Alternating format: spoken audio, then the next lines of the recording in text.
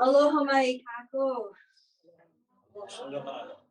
I'm Anna Sturr, and I'm the director of the Center for South Asian Studies, and it is my great pleasure today to start off our second keynote event of our Spring Symposium on Climate Change in South Asia. Our speaker today is Dr. Kazi Ashraf of the Bengal Institute, who will be getting a proper introduction from Ashraf of our very own Department of Urban Planning. I'm like DERP. The full form of DERP. Urban and Regional Planning. Urban and Regional Planning. I knew I forgot something. Anyway, before we get started, I want to thank you all very, very much for being here. And I want to thank the GJ and Ellen Wadamo Fund for supporting this talk and making it possible. So without further ado, I will turn things over to Ashraf to give Kazi a proper welcome. Thank you. Aloha, everyone, and good afternoon. Welcome to this keynote address. Second one, we had one yesterday, last night, and so I'm very pleased here to introduce and welcome my good friend, Dr. Kazi Ashraf. So, Dr. Kazi Ashraf is an architect, an urbanist, and architectural historian, architectural critic, and he taught at the University of Hawaii at Manoa School of Architecture from 2002 to 2015. He also has taught at Pratt Institute in New York and Temple University in Philadelphia, and originally from Dhaka, Bangladesh. He did his master's in architecture at MIT and his PhD from the University of Pennsylvania. After leaving University of Hawaii at Manoa, he went and established this very fine institute, which is in Dhaka, and it's the Bengal Institute for Architecture, Landscape Architecture, and Human Settlements.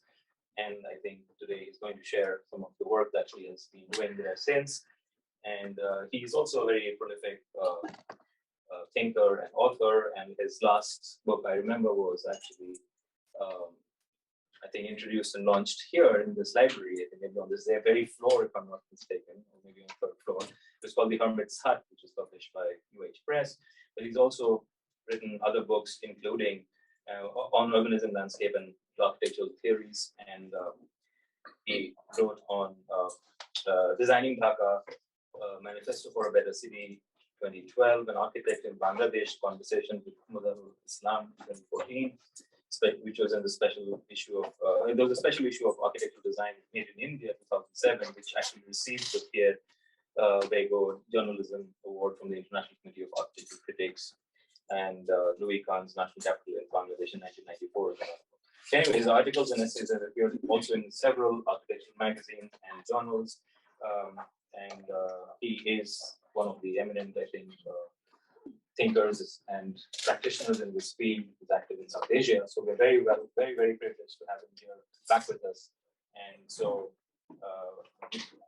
he is. Oh, one more thing I wanted to know. He was. There was this exhibition called An Architecture of Independence, the Making of Modern South Asia, on 4 modernist architects from South Asia, and that was curated by Kazi and James Beluardo for the Architectural League of New York. Another accomplishment in a feather in his cap, I would say. And so, one more thing before I invite Kazi here is something that Monica asked me to remind you that the library is very fortunate in sort of displaying in the Asia Collection reading room the works of Kazi Ashraf, as well as our speaker yesterday, who's part of the Better Tomorrow series, which is Amitabh Ghosh. And I don't know until when they will be displayed, maybe this week. Just till May 1st. Till May 1st, okay. And I'm not sure if Gordon Goff is in the room here. Anyway, from Oro Publications, who's published, the publisher of, I think, Kazi's latest book, which he's going to talk about today, and that is the great Padma. And so without further ado, please join me in welcoming Kazi Ashraf.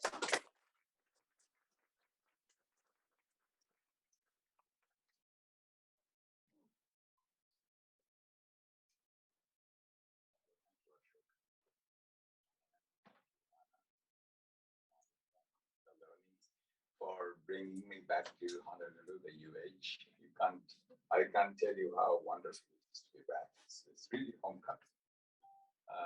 To the point that this feels like a classroom to me. That's the question for today. 5 minutes.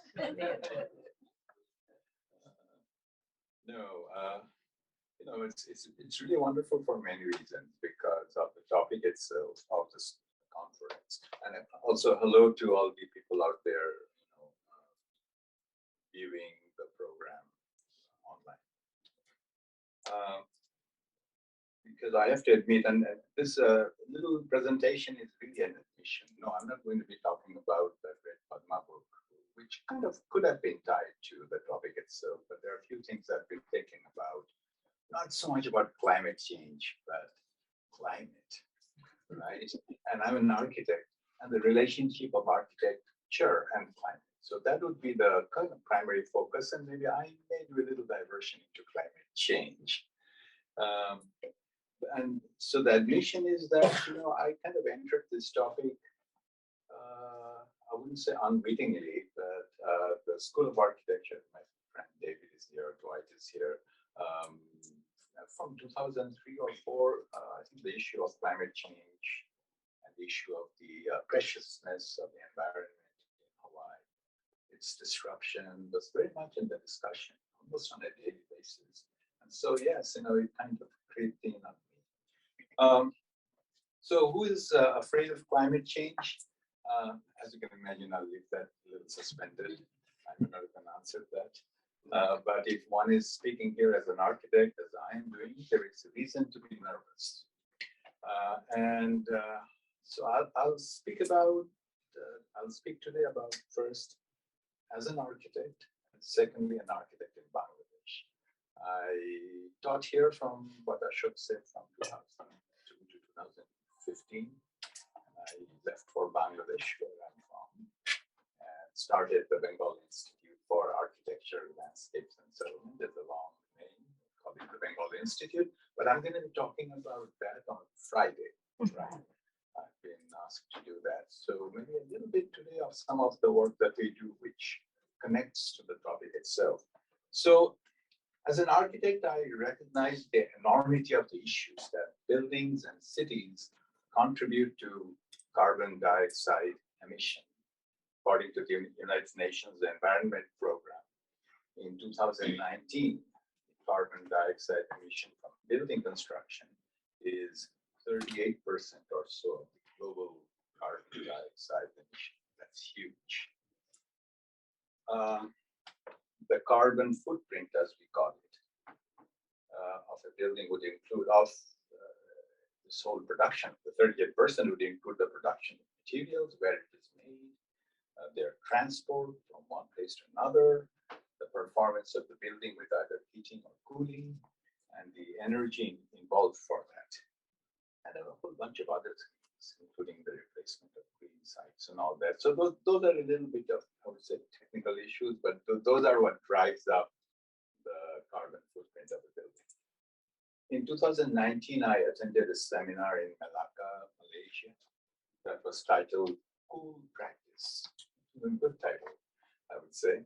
The seminar investigated the impact of air conditioning that made a whole range of changes in our lifestyle, and the impact at the same time on making the vernacular ethics defunct, almost defunct. And once the air conditioning came in, just seal off everything and do away with some of those vernacular wisdom. We discussed how air conditioning made us lose our cool heritage, so to speak, and the basis of doing architecture for the last 1,000 years or so. Just a big cutoff point with air conditioning. Air conditioning joined with the other decisive triggers of the industrial modern age that brought us here to the brink of climate change.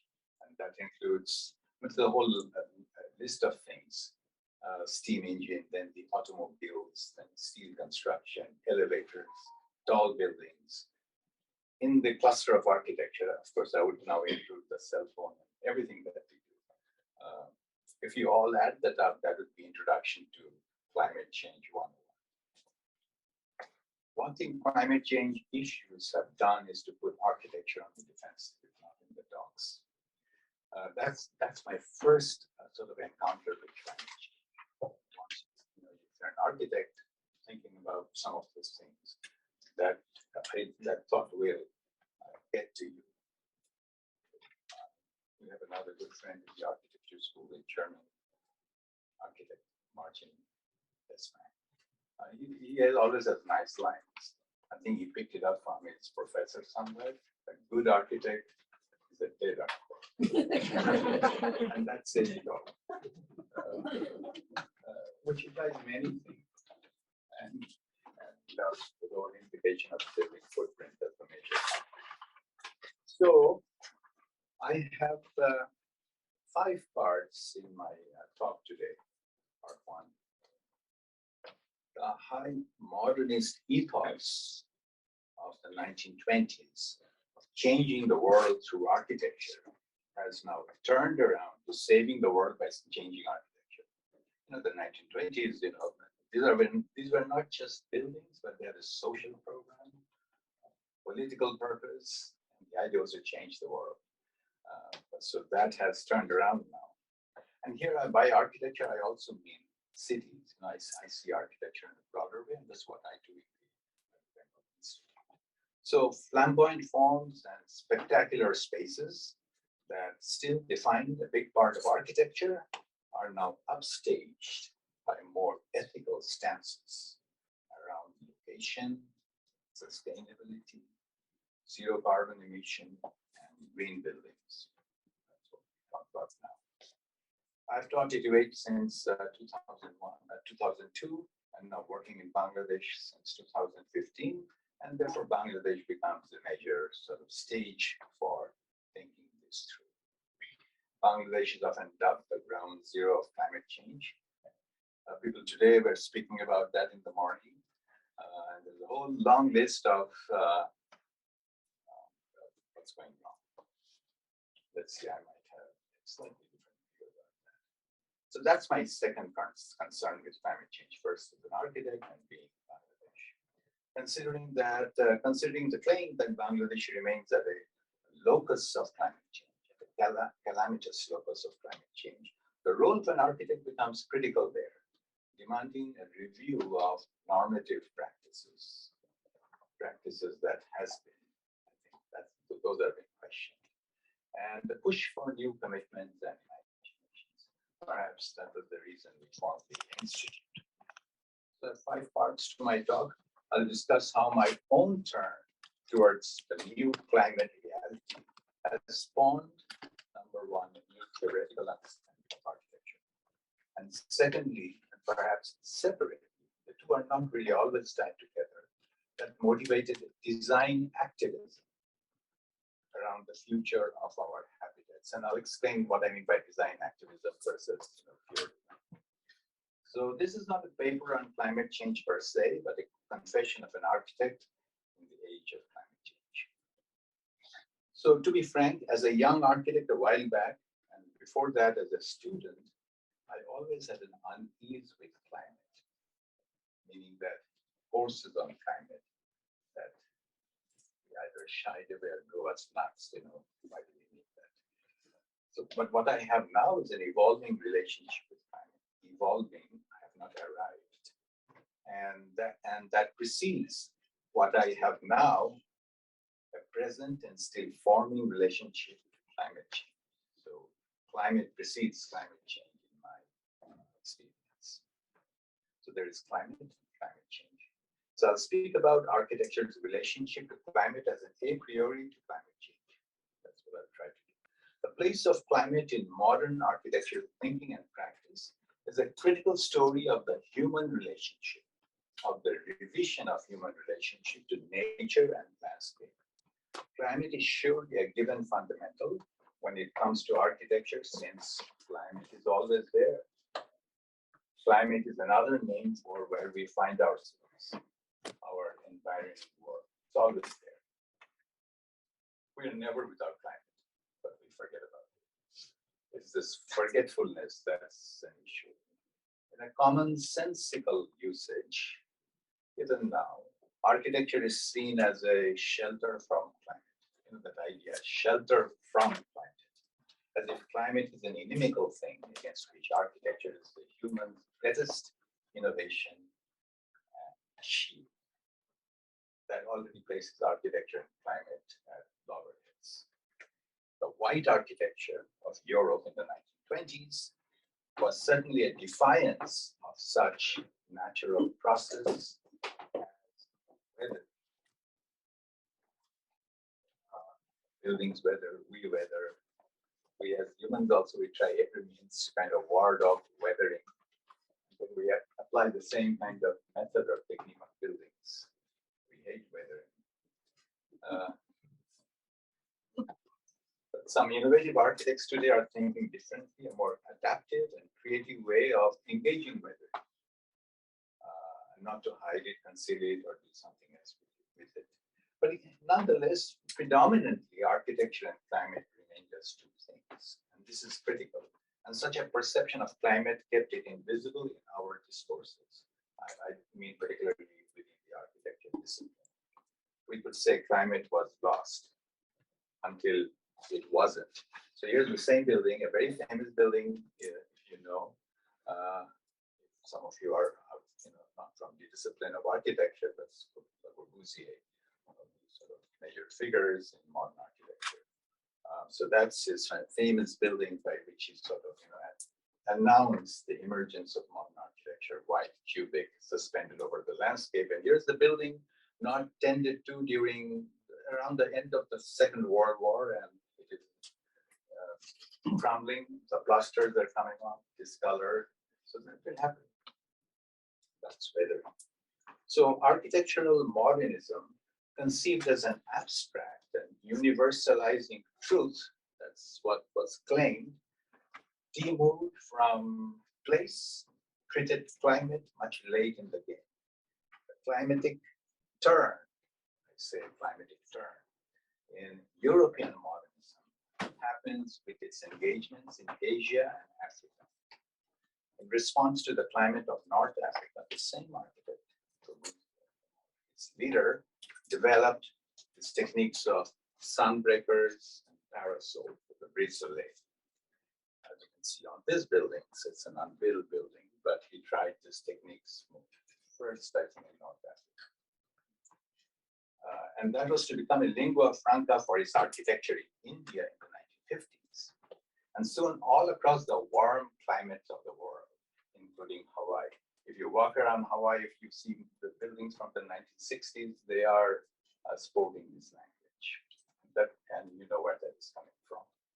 So the vilification of modern architecture as aterritorial or non-territorial found some sort of redemption in this sort of climatic responses in buildings.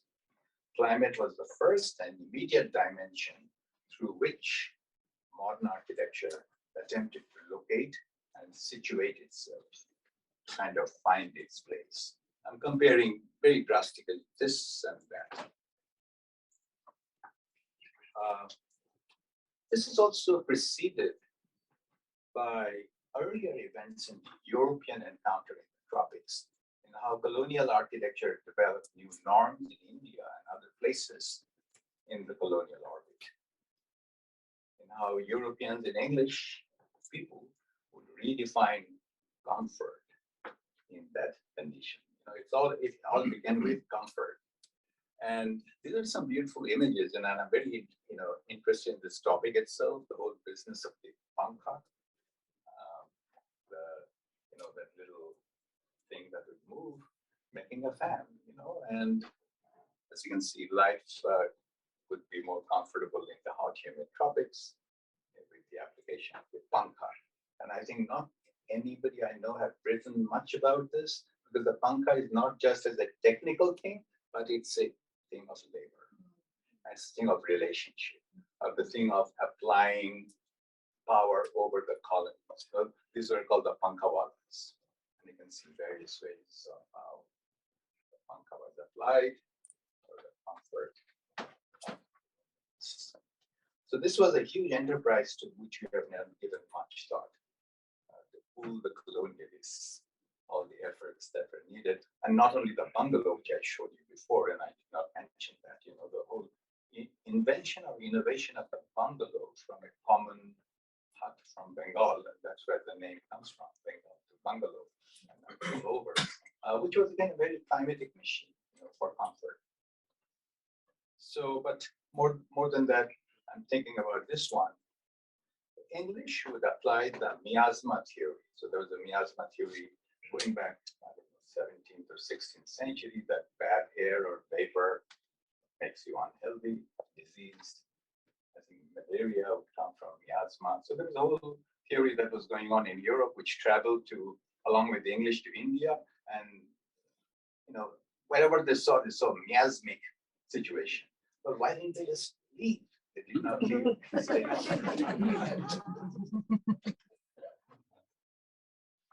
So they would apply what they would, so they would call it the bad air or the oppressive atmosphere. Well, they didn't leave because they developed standards and techniques of comfort levels.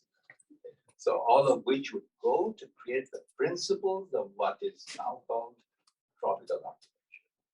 Showed you a modern version of the tropical architecture, and bungalow would be also a tropical architecture, because primarily it is about its orientation with the environment and giving the comfort and all that. The School of Tropical Architecture, as this building, may seem techno-metrical, because it's all about very quantification, how much sun to control with the depth of the sunbreaker and the direction of the wind and all that. But I still think, you know, so there's a term in climatology, which was the fourth I avoided, thermal comfort. And now I think it's a very mystical idea. At that time, it was a metrical idea. You could measure thermal comfort by the sort of the absorption of the heat and the distance of the depth of the room and all that, cross ventilation. You could almost calculate comfort. But I think it's a very mystical idea. So for most part was tropical architecture still for most part located at the margins of modernist architecture.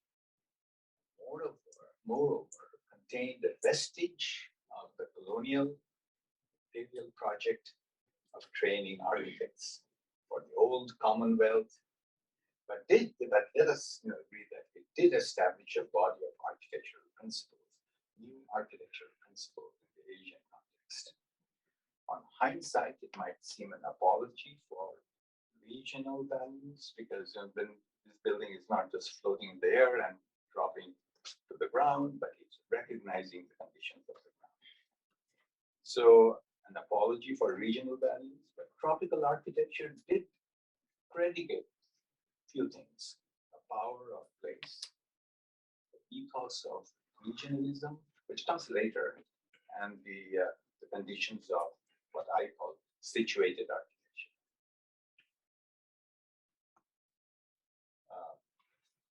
To return to Corbusier and India for a bit. So this is a close-up of the entrance door to the assembly building in Chandipur. It's a huge door, 30 feet high. It's made out of steel and enamel on the outside. And you see, this is his artwork converted on the door. I've been interested in this because you'll notice Corbusier, while he did the sunbreaker and all that, he was trying to arrive at what he would think, I think, as the perennials of architecture. Those natural parameters that are seen as constants, a more stable referent for his buildings than, say, culture, which seemed to fluctuate. So, in his buildings in India, the reference to culture is never there or never direct. But there's reference to landscape, and what you see here, the references to the sun path, as you can see the sun path. So those diagrams are all sun path diagrams. The moon, of course, there's the goat and other animals, buffalo, the path of the sun. They have been emblematized as something very significant. So what was matters of immense practicalities in tropical architecture have now taken a glorified turn. In some other writing, I've mentioned this as they move from climatology to cosmology. Despite the cosmic tilt or grandstanding around natural events, there are few consequences to the climatic turn in architecture. It indicated, one, a climate parameter for producing architecture, a grudging admission of the foundational aspect climate provides, and out of which developed a climate-oriented language, showing. In this reference, I would like to point out to the title of this part, Form Follows Climate, which was very cleverly made by the Indian architect Charles Correa, which was a play on the previous modernist Louis Sullivan from Chicago, his dictum, form follows function. So that was a play on that, and I think it was a very good play on this shifting idea.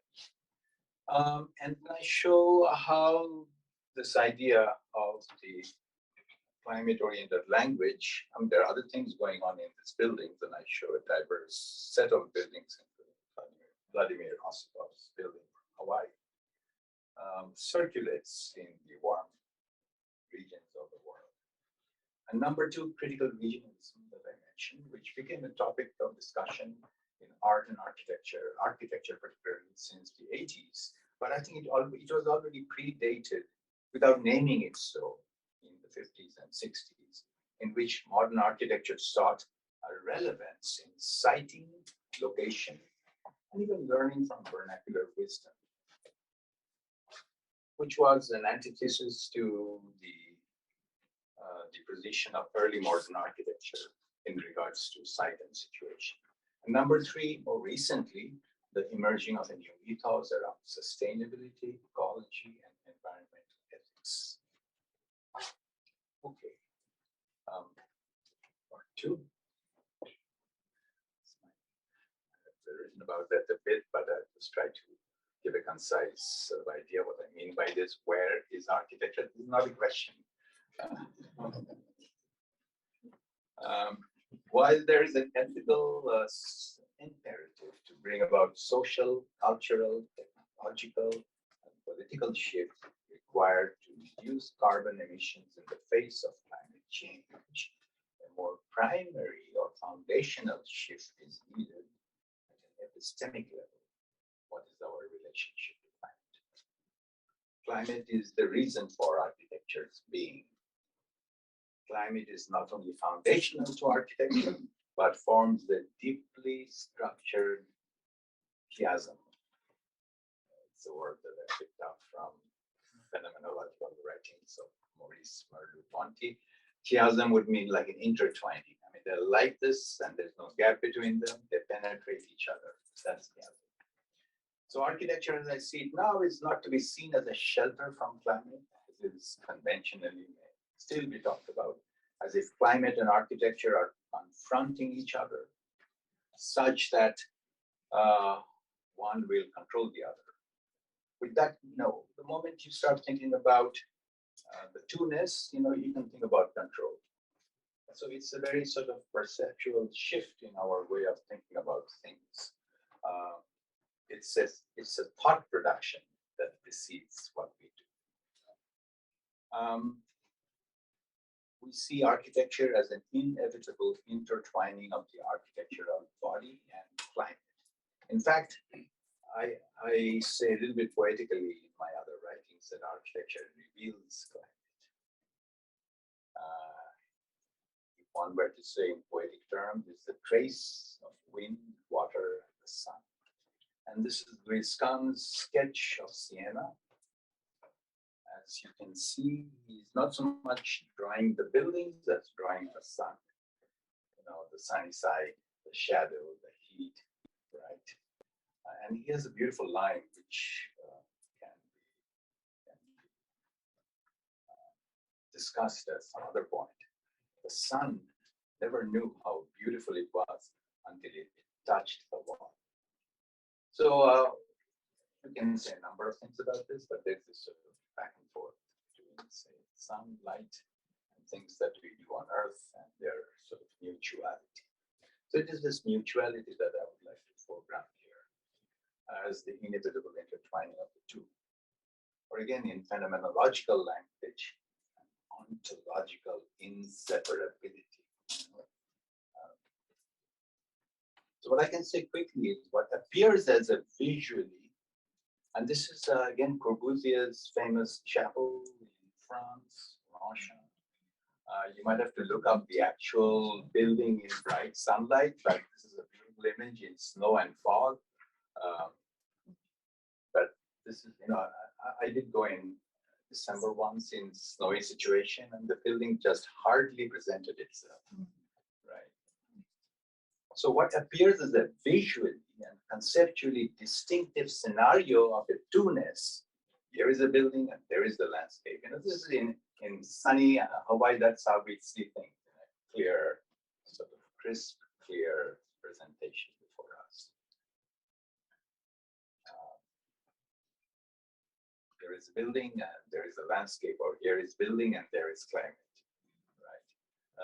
But if you want to think about it and on some occasion experience it, at least visually, but of course you experience it otherwise, without heating in cold times or air conditioning, there is no difference, the deep interpenetration of one to the other. So there's an intimacy that constitutes a seamless relationship. So what is interesting, and I don't want to, I'm not going to explore that, but if I may just say it, that there's a simultaneity, or there's simultaneously two things are happening. There is distinctiveness, and there is also a seamlessness between these two entities, and which needs to be sorted out also. And how much of the distinctiveness is a consequence of analytical reduction or thought world, something to think about. Then Amitav, in one of his writing, mentioned how the literature, the novel, did not cater to climate change because of the dissociation of the mind from the vulnerabilities of its corporeal situation. It has detached ourselves from real corporeal conditions.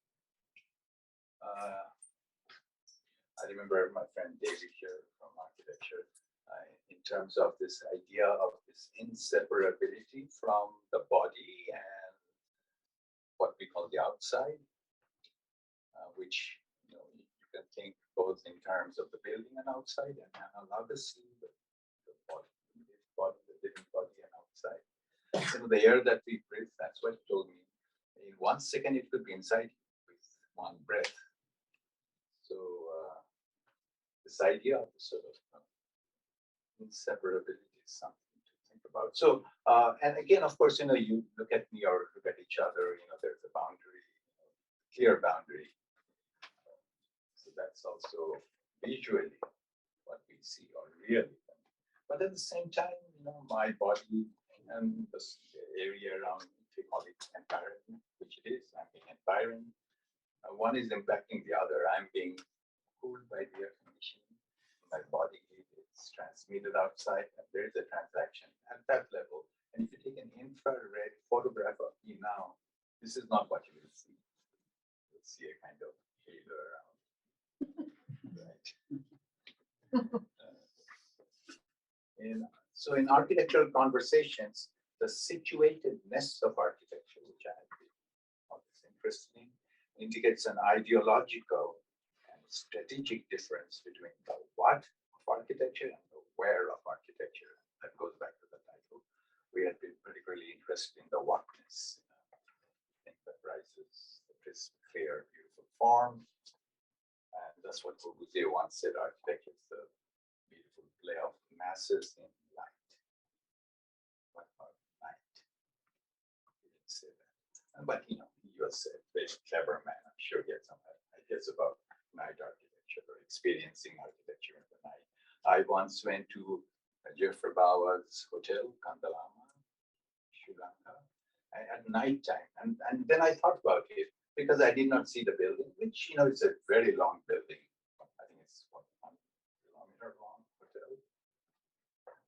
So you could see part of the building. That's how you experience. Typically, you know, you entered the building, you see the building, you entered the building. But I came in a van at nighttime under the porch, entered the building. And when I woke up, I was already in the belly of the building. And I began to think that now I'm going to see inside out. I have to walk out and see the outside. So there are ways how we then engage things. You know, think, you know, if there are friends here who are not in architecture, think in analogous terms, you know, how we see things. So the position of what presents an objectification of the body, very clear. Regarding the body as something located in space, whose fundamental structures are independent of it. That's what we assume all the time. Where is architecture, on the other hand, brings up the nexus of the architecture of body and the world, or environment, or landscape, whatever you want to call it. There are overlaps. Despite our habitual thinking of the autonomy of architecture, which is perhaps the biggest visual deception that we work with. It's a visual deception, we still work with it. Architecture is always intertwined with the environment. It's always in a chiasm. I like that word, chiasm. And that is its inevitable reality. And that applies to us also. We are in chiasm. We feel that we are all independent beings. Pull out our UHID card, our state card. So this is me, and there's no duplicate of that.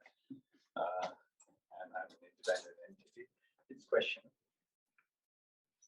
And that has led me to the work of, I mentioned, the French philosopher Maurice Merleau-Ponty, my little transgression into philosophy, and his notion of the lived body, not the body, not the living body, the lived body, which is a huge topic by itself. I dare to go into that, which means that buildings are embodied and emplaced. So once we consider the idea of the lived body, the immediate implication that it is always environment. That is, for the lived body, the environment is an indefinite extension of it. Again, as I am, and I mentioned that I am transacting with the environment, I don't know where it stops. Not only through the molecular exchange, even when I see, there is an end to the extension, if I can say that. And it's not about I am or the building is distinguished as standing over and against, so that I'm here and the space is there. The lived body, it's building. The environment is a manipulatory area, something potentially to be taken in and incorporated. Put manipulatory area within quotes is also what I picked up from my reading. I love it. I love the idea of manipulatory area. It's a beautiful concept, and I'm still exploring it. But I want to see how that idea will work with what we call the footprint of the building body, or the sole building that is being talked about now, circularity, building environment, circularity. I want to end this part with just mentioning a writer whose work has impacted my thinking along this topic, Tetsuro Watsuji.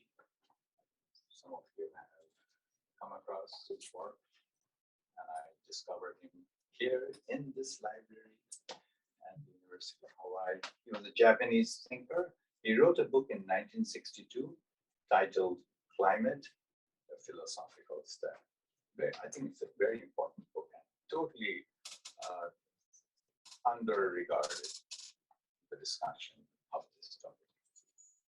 It's an important document for an understanding of climate, although one may not agree with many of the things that he talks about, especially the implication of, say, determinism, which he talks about a little bit, that, if you're from this kind of climate, and therefore this is the race that you get, or the behavior that you get. There's a little bit of that. But I think beyond that, we can discover a number of very important things, especially Watsuji. He sees space, environment, and climate as synonymous. Space, environment, and climate. We use that also alternately. But he places a premium on climate. That's why I bring him up. He argues how living in a place, wherever you are, is also living in a climate. We are forever kind of doomed to be doing that. Think about being in a place climately-less, certainly in outer space, and without a suit, which is kind of a very microclimate. If you take that off, it just disintegrate and be one with nature, literally. So Watsuji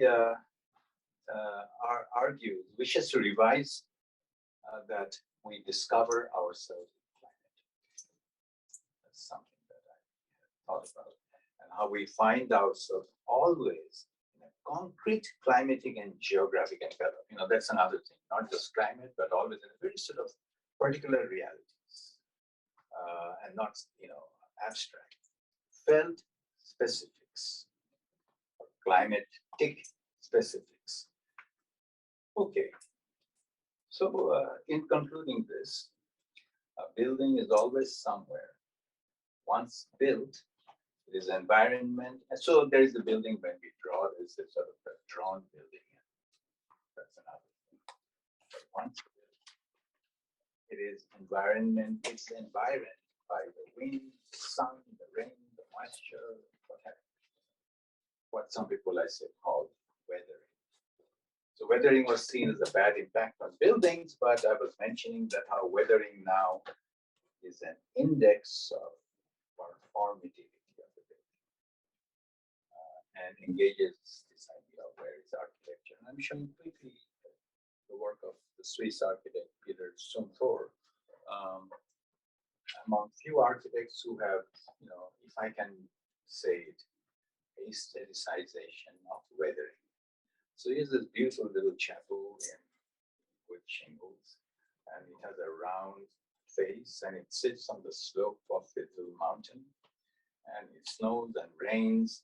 But if you go around the round wall, you'd see the wooden shingles weathered differently, the color. So you never try to paint it up or stop it, and that's the sort of the beautiful sort of, the presence of the building. And that's what I mean. The building is a trace of the wind and the snow and what have you. And then there is the Japanese architect Kengo Kuma. I'm sure many of you are familiar with. I mean, he does very stunning, beautiful physical buildings, but he has a theory that he pursues what he calls weak architecture. Make the presence of the architecture either perforated, so you can see through and see the sky, or the wind passing through, but it's present as light, and allowing the environment to be part of it. So that's now comes the difficult part.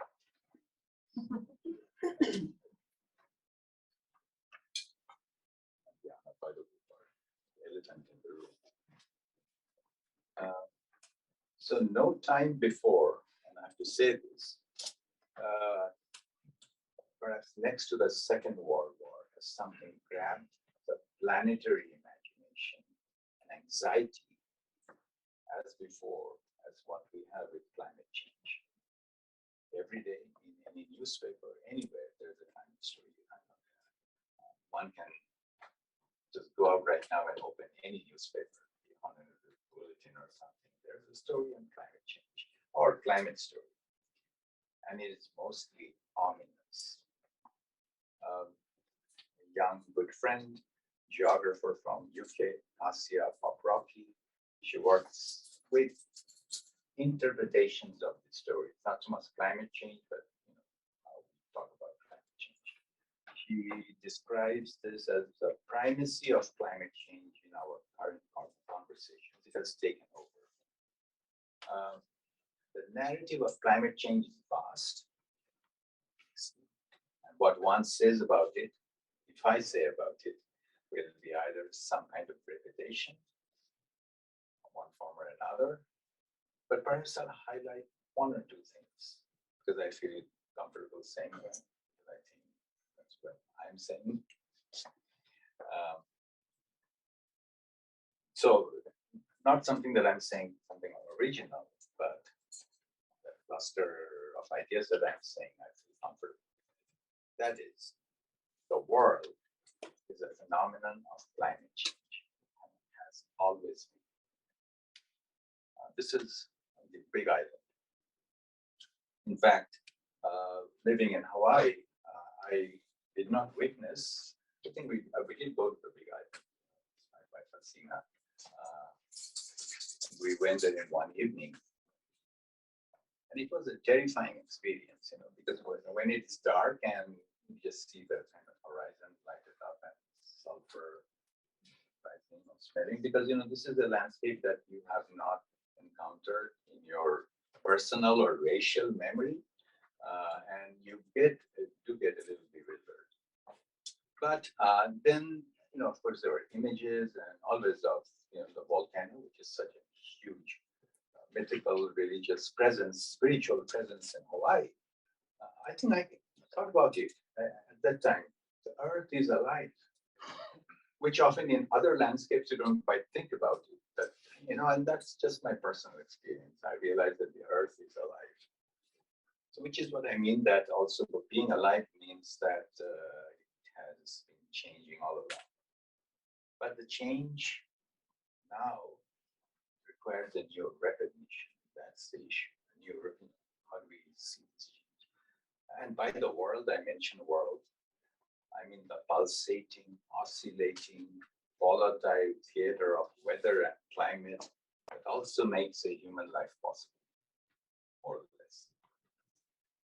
So what we're undergoing now is a new scale to the change that has not been registered in the entire human history.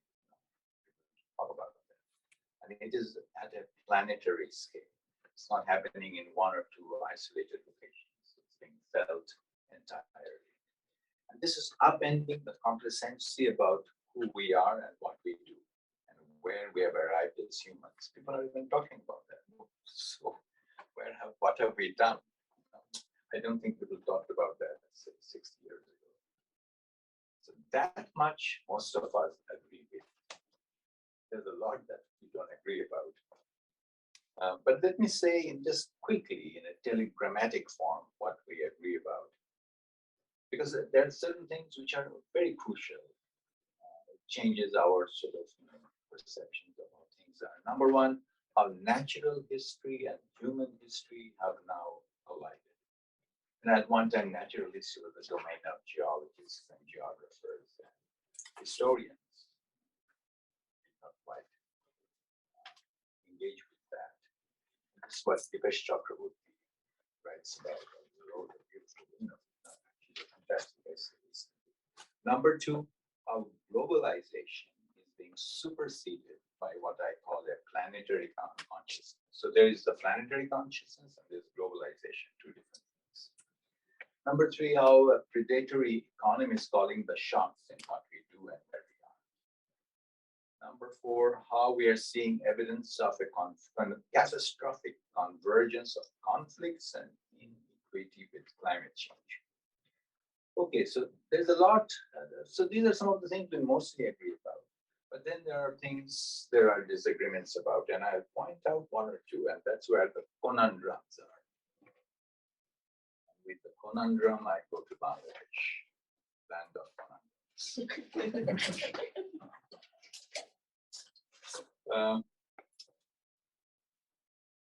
So here is an image of an article that came in the New York Times, I think in 2018 or so, a very well-known columnist who can be named, but kills Christoph.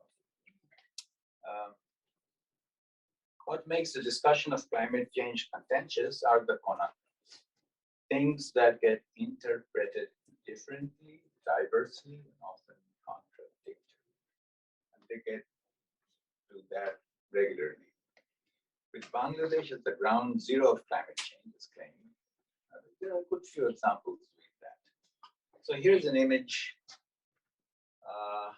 that of a next to an island on the coast of Chittagong, southeast of Bangladesh, of an island called Kutubdia. This is a quote from the article itself. So I show you this, mention this powerful story by one of the powerful news media in the world, where it is described that the lovely island of Kutubdia, of the coast of Chittagong, the famous New York Times columnist, finds sinking with dire consequences. People's lives upended, with the farmer ready to marry off the child daughter. Migration is not far away. All the catchwords of climate change effects are here: livability, dislocation, migration, child marriage. It's a doomsday scenario, Mr. Christoph. But the story has more complexity. Kutubdia, or parts of Kutubdia, the little island, has been found sinking since the 1960s. That's way before we noticed climate change. And there are reasons why an island can be sinking, or parts of an island can be sinking. This is what I'm trying to point out. But lately, some of the receding coastline has stabilized. And whether the sinking is due to rising seawaters, which is the implication here, or due to subsidence, is not very clear. But I must say, frankly, the records show along the coastline of Bangladesh there is creeping seawater rise. But whether because of that, or because seawater rise is part of the narrative worldwide, this island is sinking because of that, those are the connections that are confident. The whole business of sinking or eroding land in Bangladesh, as well as the rising land, that's the conundrum of Bangladesh. Erodes, rises, which is perhaps this book is about, which is what I'm talking about, about the Padma River, the continuation of the Ganges. And it is fantastically powerful, dynamic. It's changing its sort of, conditions all the time. And during monsoon, when the rain and the flood water, the water from upstream comes, it floods the land because of the level is so sharply less. So it's constantly changing its course and coastline. Eroding and flooding lands, but also new lands are rising, which are known as chores, which is something that someone talked about in the morning. Right. So the whole business of sinking and eroding in Bangladesh is a complex phenomenon, something that has been going on for centuries. What the farmer in that story is experiencing, the loss of his home in water, is a perennial phenomenon in the river basins of Bangladesh. But perennial, I have to be careful. I mean, the seasonal flow and ebb, the occasional overflow of the rivers. Nowadays I don't mention flood because already has a negative connotation. It's flow and overflow. And it all depends where you are, at what level you are. Right? And at that level, things can be overflow. Okay. And so with overflow, there can be erosion of land or submersion of sediments. I described flood as overflow that creates this sort of, it's a term that I'm using, terra aqueous landscape of the delta, with its bounty and burden. By saying perennial, I do not mean to minimize the human toll. I do not want to minimize the human toll. That also has been happening for centuries. But to point out the difficulty of discerning what is a perennial delta condition and what is truly a present planetary climate change phenomenon. Well, two things have overlaid or collided. Flood and cyclone. So I have these two maps, and I don't know if I can operate it from here. Yeah, yes. So this is the island of Kutubia, and my associates at Bengal Institute drew this very quickly before I left, which will show you the fluctuating coastline of the last 30, 40 years. And also the blue will show where new land is appearing. Is it changing? Yeah. That's good. The blue is where new land is. And another island, Hatia, very well known, at the mouth of the estuary of the Ganges and the Meghna. That also showing similar behavior, but you see that the coastline is like a jelly, like an amoeba.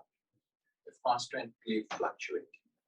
So parts are submerging or eroding, and other parts are growing. So that's the issue.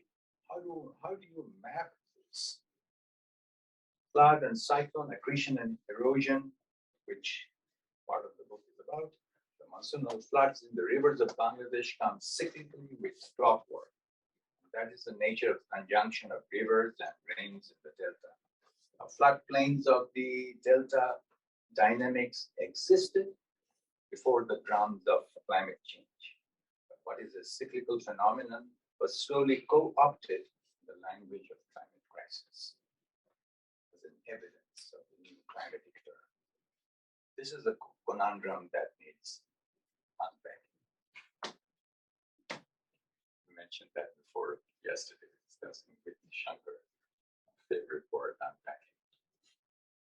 So what I just described is an inland phenomenon in the delta, dictated by the dynamics of rivers and rains. The Bangladesh coast, this is in the coastal area, is a more complex dynamic in which the phenomenon of the changing coastline and the question of livability, whether agriculture, which has been and fishing, has been the occupation, whether it's possible anymore or not. There are signs, real signs, increasing salinity in some of the areas. And that's a sure sign of the presence of seawater in the land. So I'm telling you a little sequence of things that has happened.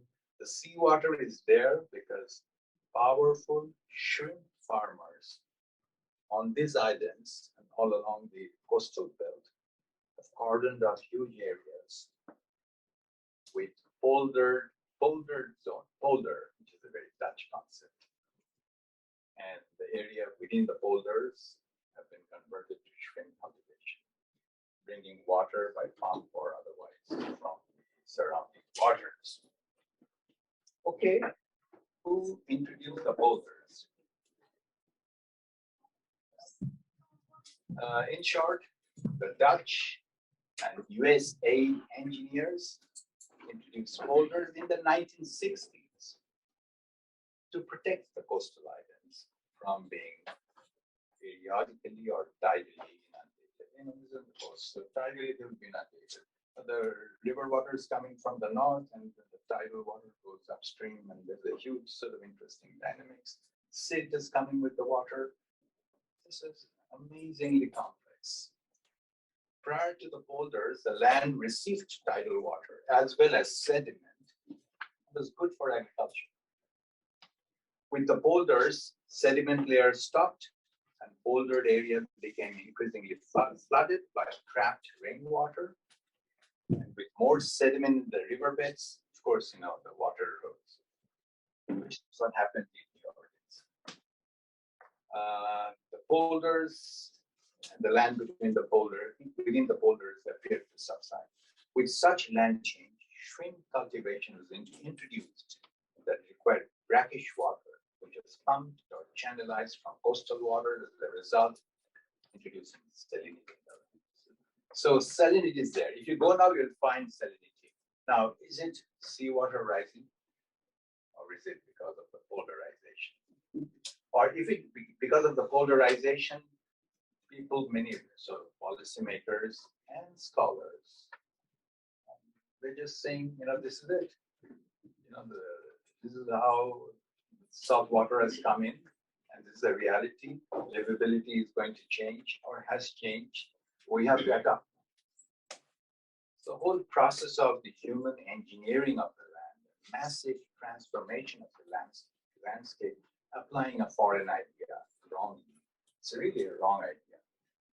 Has presented a scenario ripe to be incorporated in the discourse of climate change. And I make a point about this. When environmental changes preceded climate change.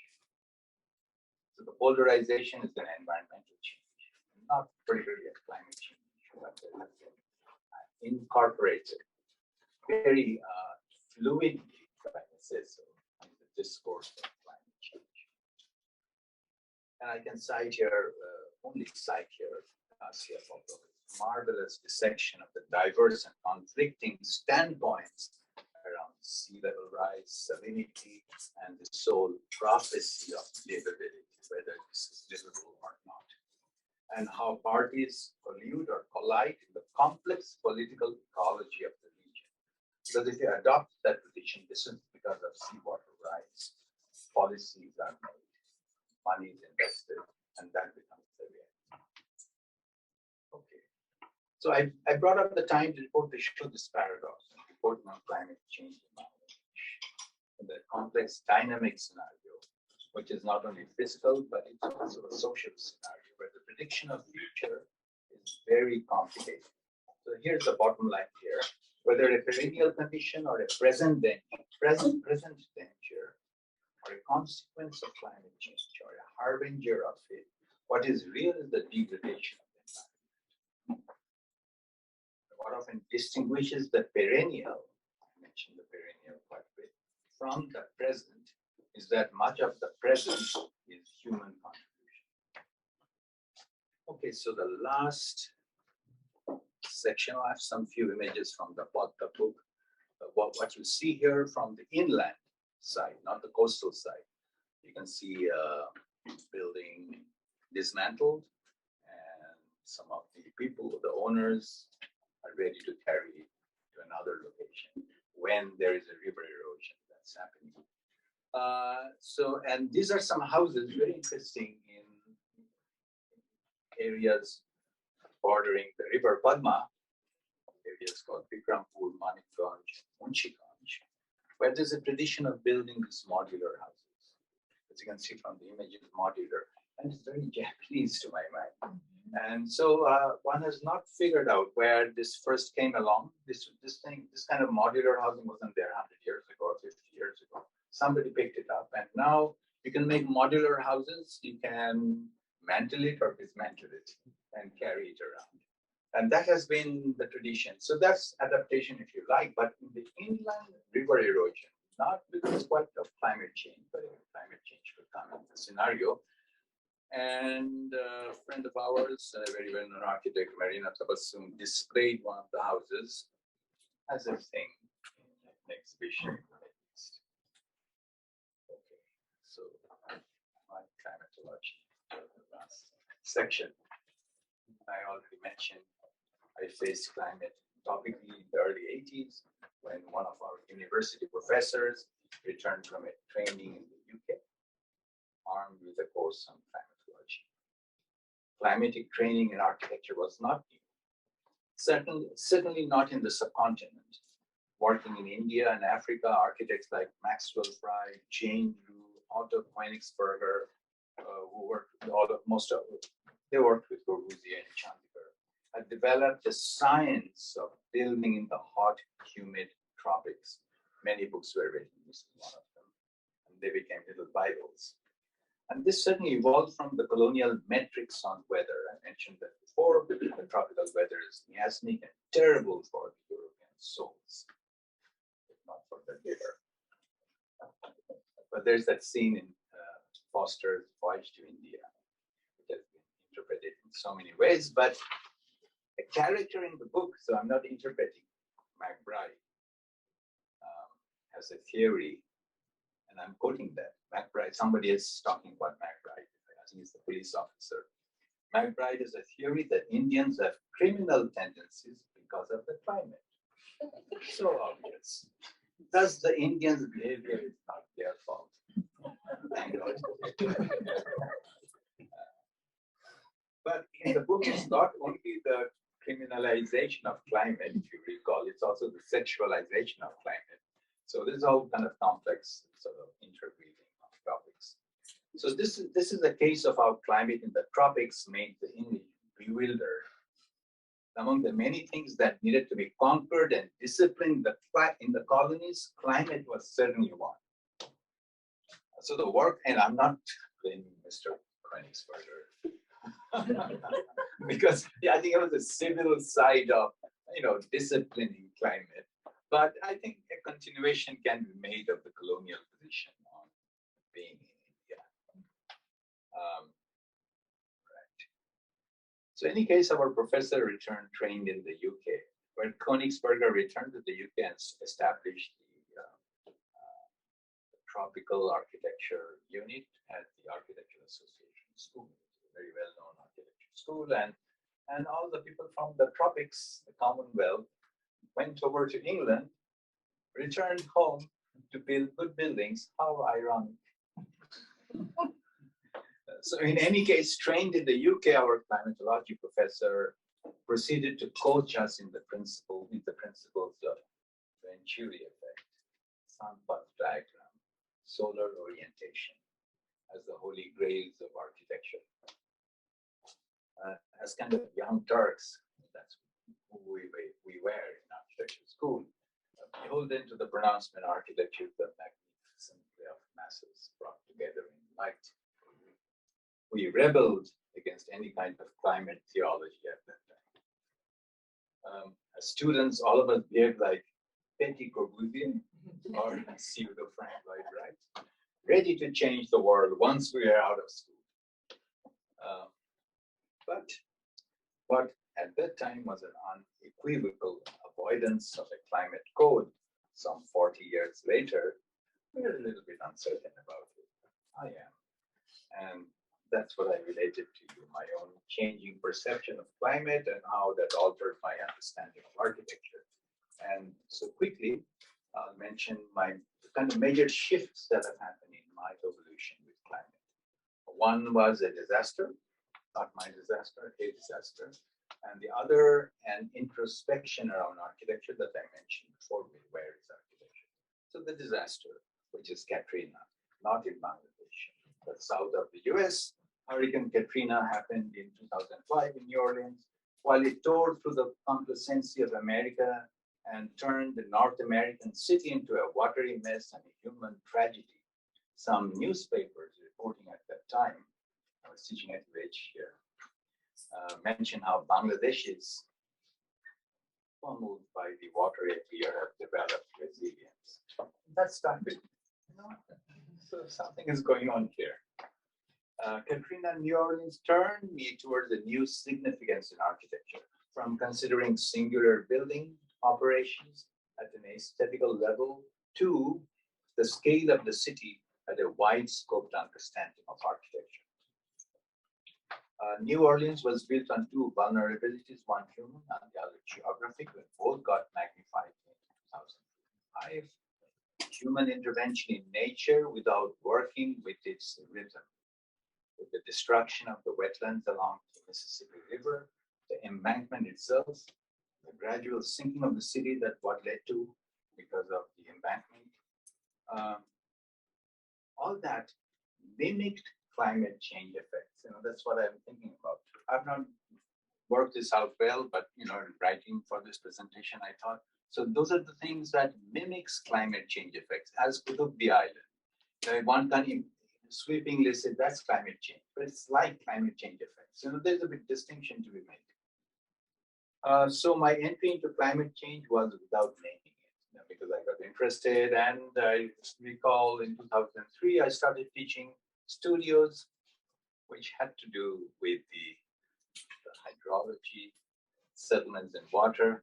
I'm very happy to see some of the students and now fresh young architects in the room. Thank you for coming. So from New Orleans onwards, I began to see Dhaka in Bangladesh imagination, the theorem for new hydrological urban imagination, in which the water becomes a singular paradigm for design and planning. How to create a city in the floodplains, whether New Orleans or Dhaka. That became a kind of obsession for me. So the challenge for Bangladesh now is the city and its future. Something that I wrote in a newspaper just right after New Orleans, thinking through such things. I think this is Dhaka during one of its seasonal floods on the peripheral areas. Okay. I now subscribe to the proposition that climate change is very much a design issue, and above all, an urban design issue. How do we plan our larger constellations, our bigger footprints in the landscape in which we create cities and settlements and install infrastructure? That was the prime reason I returned to Dhaka to establish the Bengal Institute. The question of systemic and integrated landscape, whether as habitats, agricultural fabrics, floodplains, or wetlands, is at the center of our investigation. So I'll end with 4 or 5 examples, not all of ours, so what is happening in that area, in that region. So one is, there are vernacular practices, floating gardens or vegetable gardens or floating farms, which has been again co-opted into the narrative of climate change, resilience, right? But this has been going on for a century at least. In many of the sort of the areas that get periodically flooded or there is constant water. And so floating amphibious kind of architecture or infrastructure is very much part of the activities. This is not Bangladesh in China, but by a very well-known landscape architect, Kanjian, who visited the architecture school a couple of times. But we work with him closely, and he has been producing this sort of new landscapes in cities after cities in China, which works with the flood. The flood, again, flood is not something that you push the water away. You can perhaps to some degree work with it. School in Bangladesh by a dear friend of ours, an amphibious school. It's a little different than a floating school, like safe. And then in the Chor area, Chor is again a new found island that pops up from the water. And over years, it can become inhabitable. For some years, who knows, 40, 50 years or 4 years, you can never know. But people go and start dwelling. So this is the first, in a sense, the very primordial landscape. People go and start inhabitation. So this is the beginning of, and directed by an architect, again, a well-known architect, of the first few methods of inhabitation. And very simple, a boat, but a floating school. So when it floods, if the children cannot come to school, the school will go to them. It's very bad for the children. I can go to school. No, school will come. And but also adult education. So at 2 levels, women receive training or education. And here now it's an example of course, disaster strikes. And this is a disaster house, a group of houses for a village which was hit by a cyclone called Aila in 2009. And again, another group of architects directed by, again, a dear friend of ours, Hasibul Kabir, whom I admire very much, working with the community to redo some of the houses in a new way. So that's the community meeting. And then they had their own idea, and he kind of trained them a little bit in making crude models or drawings. They're so happy to do that. And they then build their houses. So it is about what we can call participatory design, or I call it embedded the architect lived there, not in some remote tall building in Dhaka, but he lived there with the community. So that's one thing. And these are some of the sort of speculative work that we have been doing at Bengal Institute.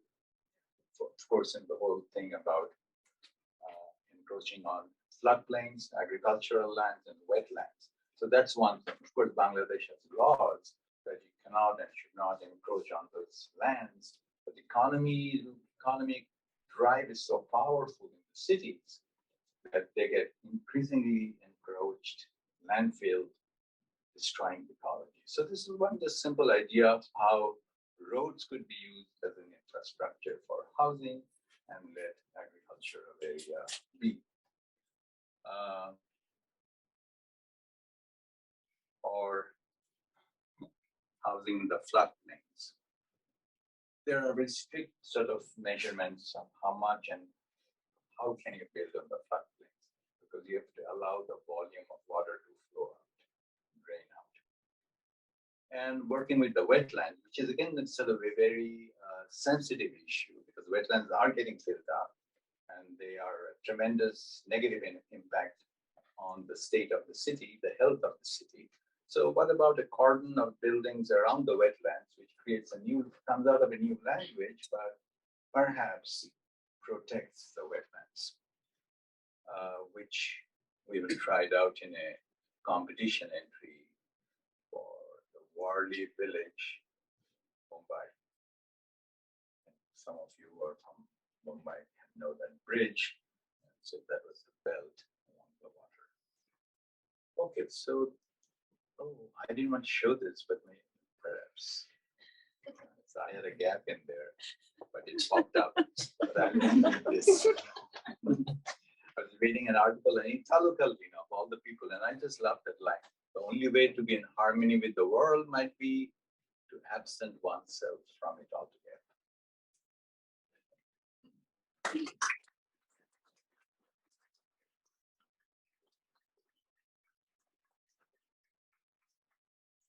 Thank you so much, Kazi, for this very stimulating talk. Let me just give some pointers on timing. So we do have a formal question answer session now. We have about 10 minutes of it left, and Ashok would be moderating at that session as well. Before we do that, though, so come on up, Ashok, but also Monica, we have a reception directly following. So those of you who don't get to ask your question in the formal session, don't worry. You will be able to ask it in the informal session with food and drink. So maybe Monica from there, could you tell us some housekeeping things about this reception? Sure. So I'm the South Asia librarian. Yes. And we're hosting the event, obviously, which I'm very thrilled to be doing. Since we're in a library, food and drink has to be consumed in this space. The food is on the other side. There is an exhibit, as Ashok had mentioned earlier, so please feel free to wander around the reading room, but leave your food and drink. There's plenty of tables. I don't know if we have markers for you to mark the grade, but I'm sure you'll recognize it when you come back. And if not, there's another one. So make yourselves comfortable in this space. As you've already noticed, the chairs are very mobile. You form them into your little chat groups or however you wish. And ask me if you have any questions. The restrooms are in the hallway. If you don't, that's where they are. All right, thank you so much. Thank you very much. And also, yes, we should give you a formal thank you to Hamilton Library and Monica Ghosh and Karen Kadohiro-Lauer, who isn't here, for all the hard work that they have put in as helping to sponsor and host this event here. So thank you very much.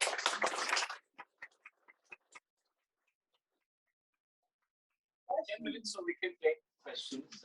Yes, please.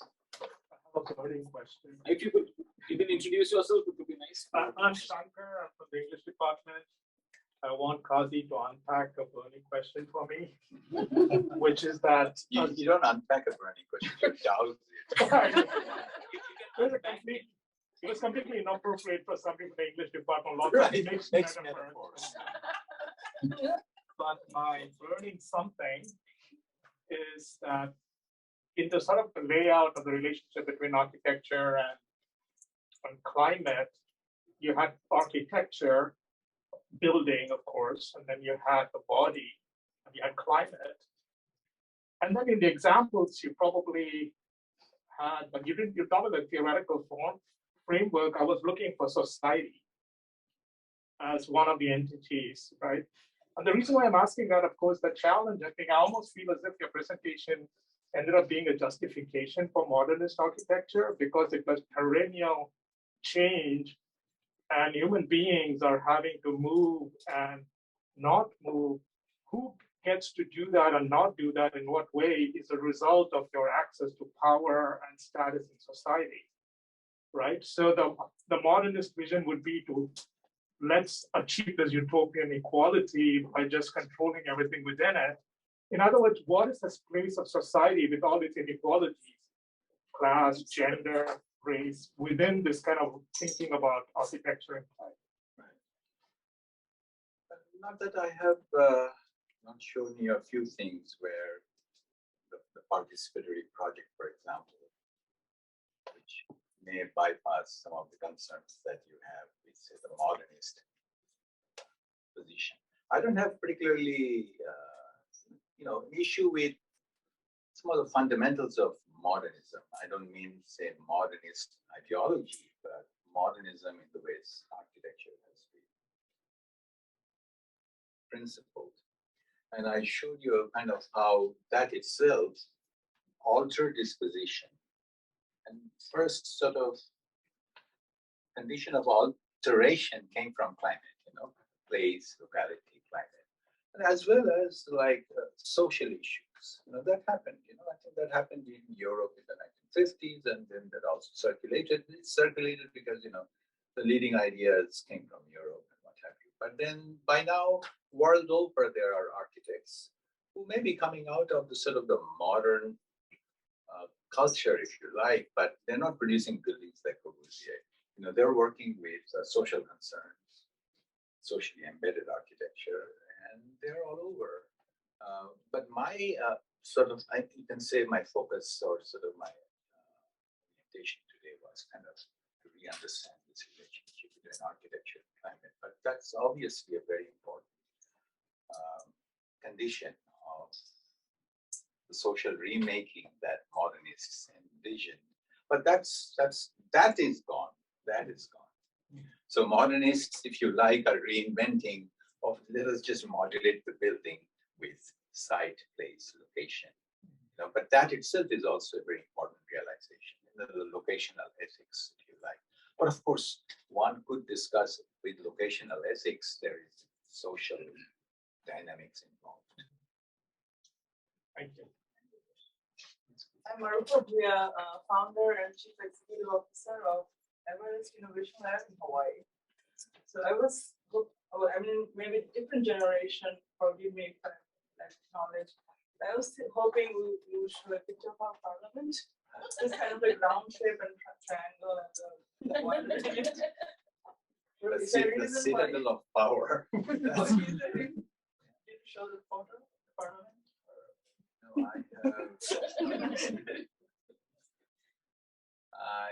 No, I lived under its shadow. Then I worked with an architect who was responsible for bringing that gentleman to Bangladesh, Louis Khan. And for a long time, I said, I'll have nothing to do with the building because it's too much. I've been too much in its shadow. Then I went to the University of Pennsylvania to do my studies. And the archives of Louis Khan is there. And I made it a decision. I'm not going to walk into the archives. But I did walk into the archives, worked there for many years as a research assistant, surviving the PhD through that. And I have written about Louis Khan, the Capitol complex, many times. There's a book, a couple of books. So I've talked about it. There are also things to say about it, things that otherwise Khan's architecture in India and Bangladesh have not been talked about, and my take on the relationship with landscape, because perhaps that's been my continuous sort of rhythm in my work, relationship with landscape. So to answer you, I have already talked about it, written about it. So today I thought, other than that sketch of Khan of Siena, I didn't think it would have been. Otherwise, everybody would assume that I'm a hardcore modernist of the Corbusier Khan. With Corbusier's image, my wife will chastise me right after I get out of the room. You're still with Corbusier. Maybe two more questions, quick ones. Yeah, please. Hi, Laura Kalani, a freshman here at UH. I noticed that you focus a lot on flooding. Do you have any ideas for architecture with drought? In the Delta, drought do happen, but not phenomenally, if I may say so. So the architecture of drought is not so predominant, or the practice of drought, but of course water collection, making reservoirs, which is also a kind of architecture. But more than that, it's actually how to deal with more water than less. So no, I can't really cite you any specific examples of architecture of our landscape orientations or arrangements for drought.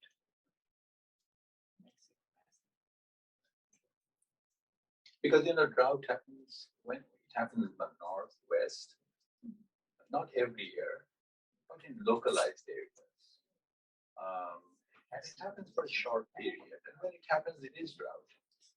And in some parts, because of the regulation of transboundary rivers, drought-like situations will happen, meaning where the river runs through a region and overflows. You want the river to overflow because that creates sedimentation, irrigation, and all that. That doesn't create flood-like situation, but that affects crop cultivation and agriculture activities. So it happens, it has happened, and it's not a good thing, and there can be disasters. It can also lead to famine, and that has happened. But people wait for the change of the season. They know that change is coming. Yes, please. So maybe the last formal question, and then for the Q&A, and spill over, flow over. It's not a question, but it's adding to climate change. Having flown from Philadelphia to Hawaii today for 12 hours, and just before I left, yesterday's news was that people will be experiencing a lot more turbulence because of climate change. I don't know if you've read that. It was only in yesterday's news. So while flying, I was waiting for that to happen. Right. Yeah. No, but on that note, because now everything we see through the lens of climate change or adaptation, and sometimes there may be good adaptation. So I stopped over in Bangkok. I stayed in the hotel to catch my next flight. So I didn't know, so everything was taken care of, Anna. But then the lady at the desk offered me an option that I could take the stairs to go to the second floor. But if I take the elevator, I'll be charged extra. So it's the first time I encountered something like that. Well, maybe that's a good sort of adaptation policy to reduce electricity and also make you walk the stairs. So can I say Yes, one please. thing? This announcement? Yes. So this book is out. The great Padma, Professor Arindam.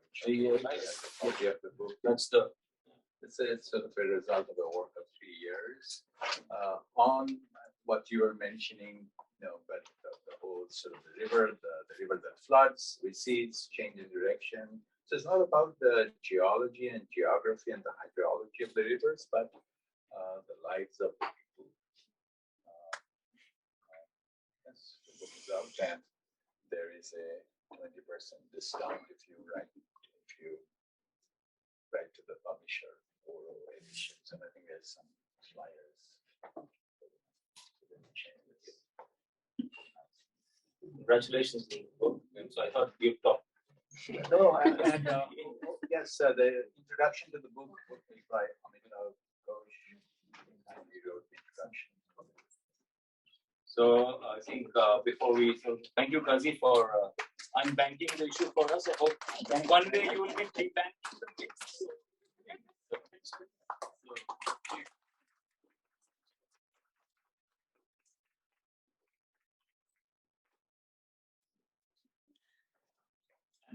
Okay, please, everyone, help yourself to our snacks and drinks, which are over there around the corner, still inside.